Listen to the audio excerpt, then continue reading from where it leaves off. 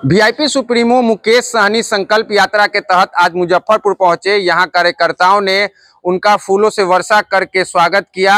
कार्यकर्ताओं को संबोधित करते हुए मुकेश सहनी ने कहा कि दशकों से हम लोग गुलाम बनते आ रहे हैं। पहले राजा महाराजा, उसके बाद मुगल, फिर अंग्रेजों ने हमसे गुलामी करवाई। अब यह समय आ गया है कि हमें अपनी एकता का परिचय देना होगा। हमारी एकता का ही ये प्रतिफल है कि मैं आज एक मंत्री के पद पर था। मेरी अपनी नहीं, हमारे समाज के मेहनत का फल है। वह आगे भी हम लोग को अपने एकता का परिचय देते हुए अपना सरकार बनाना होगा। अधिकार अगर चाहिए तो सरकार बनाना पड़ेगा साथियों, और आप सबके सहयोग से पिछले 10 सालों से मैं संघर्ष कर रहा हूं और आप लोगों का भरपूर सहयोग मिला है और उसी के दम पर आज इस मुकाम तक हम लोग पहुंचे हुए हैं साथियों। इस मुकाम तक पहुंचे। कल तक ये निषाद समाज को कोई जानता नहीं था, पहचानता नहीं था। अगर पूरे बिहार में अगर थोड़ा बहुत अगर निषाद समाज को लोग जानते थे तो सिर्फ मुजफ्फरपुर जिला में ही लोग जानते थे। पूरे बिहार में लोग नहीं जानते थे कि निषाद समाज क्या चीज है।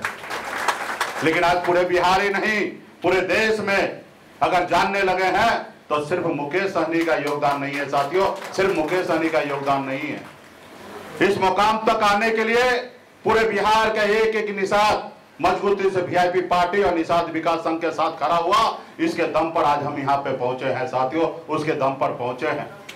तो साथियों, कोई भी लड़ाई 2-4 दिन में नहीं जीता जाता है साथियों, उसके लिए समय लगता है।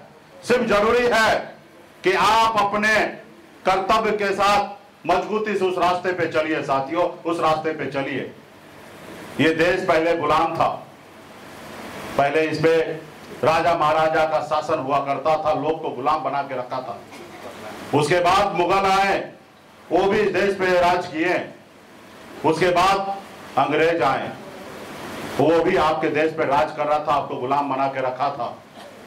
और आपके पूर्वज, हमारे पूर्वज ने 250 साल तक लड़ाई लड़े, तब जाके हमें आजादी मिला साथियों, तब जाके आजादी हमें मिला।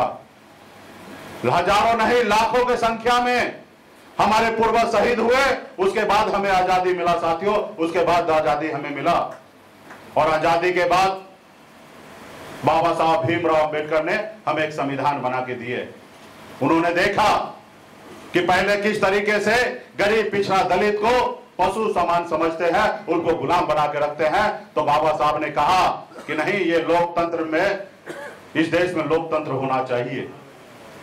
कोई किसी के ऊपर मालिक नहीं होगा, जनता जिनको चुनेंगे वही लोग देश को चलाएंगे।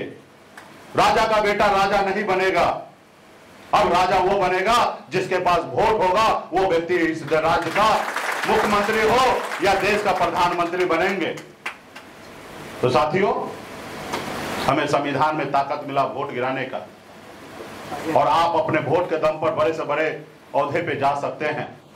जैसे हमारे आदरणीय लालू प्रसाद यादव जी, मुलायम सिंह यादव जी, दलित की बेटी बहन मायावती जी, इन लोगों ने पैसे के दम पर अपने अपने राज्य में मुख्यमंत्री ने बने, अपने लोगों के वोट के दम पर राज्य में मुख्यमंत्री बने और अपने लोग